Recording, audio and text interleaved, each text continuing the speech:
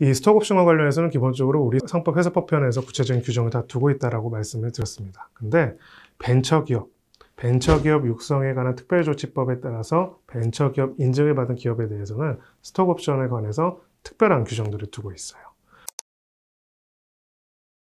여러분들 또 한 가지 오해하지 말으셔야 하는 게 벤처기업은 나는 벤처다라고 한다 해서 꼭 벤처기업이 되는 게 아니라 벤처기업 육성 특별조치법에 따라서 벤처기업 인증을 받은 기업으로 한정한다라고 이제부터 이해할 필요가 있습니다.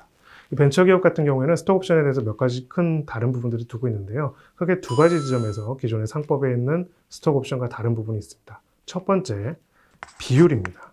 우리 상법상으로 비상장 주식회사 같은 경우에는 전체 발행 주식 총수의 10% 선까지만 10%보다 더 많은 주식 매수 선택권, 스톡옵션을 발행하지 못하도록 정하고 있어요. 벤처기업 육성에 관한 특별조치법에서는 그거를 50%까지 가능하도록 보고 있습니다. 그런 점에서 차이가 있고요. 또 가장 큰 차이점 중에 하나는 아까 스톡옵션을 누가 부여받을 수 있는지에 대해서 이야기를 할 때 그 누구에 관한 부분이 있습니다. 임원 내지 직원이라고 이야기를 했죠.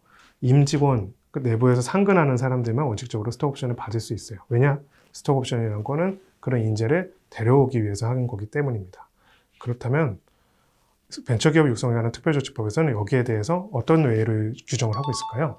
사실 굉장히 항목이 많기 때문에 여기서 나열할 수는 없습니다. 하지만 분명한 거는 벤처기업 육성에 관한 특별조치법에서는 임원이나 직원이 아니더라도 어떤 연구원, 국책기관의 연구원이라든지 변호사라든지 회계사라든지 세무사라든지 이렇게 여러 가지로 이 회사의 경영에 도움될 수 있을 만한 사람, 외부의 사람들한테도 스톡옵션을 부여할 수 있는 규정을 두고 있어요.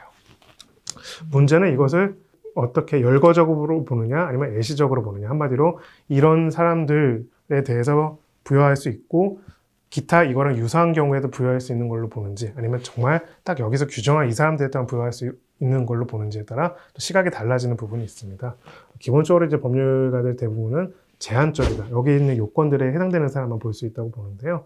그래서 실무에서 또 많이 문제되는 것들 중에 하나가 연구소는 연구소인데 뭐 해외 대학의 연구원이라든지 이런 분들을 이제 스톡옵션을 부여하고 무엇일 때 이 사람들이 과연 임원도 직원도 아닌데 여기서 규정하는 연구원으로서 부여를 받을 수 있는지에 대한 문제가 제기가 될 수가 있습니다. 왜냐하면은 벤처기업 육성에 관한 특별조치법에서는 여러 가지 이제 해외 대학의 경우에도 우리 회사가 출자해서 30% 이상의 지분을 가지고 있는 뭐 관련된 연구소, 연구원 같은 경우에는 스톡옵션을 부여할 수 있도록 되어 있지만 그 외에 그냥 일반적인 해외 대학 연구원은 부여받을 수 있는지 여부를 정하고 있지 않고 그렇다면 이 사람들한테는 부여할 수 있는지가 불투명해져서 그러지 못한다라는 또 문제가 생길 수도 있기 때문에 이런 부분이 다툼이 이루어지는 경우가 있어요.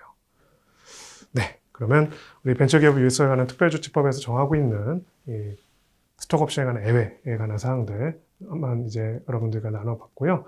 스톡옵션 관련해서 이거 말고도 이 발행 형태를 어떻게 하는가, 또 실제로 M&A라든지 이런 것들이 벌어지는 경우에 이걸 어떻게 통제하고 어떻게 정리하는지 이런 것들에 대한 논의도 있지만 저는 오늘 우리가 다른 이 주제들만 이해하더라도 여러분들이 불필요한 오해, 불필요한 기망, 불필요한 피해를 당하지 않을 거라고 생각합니다.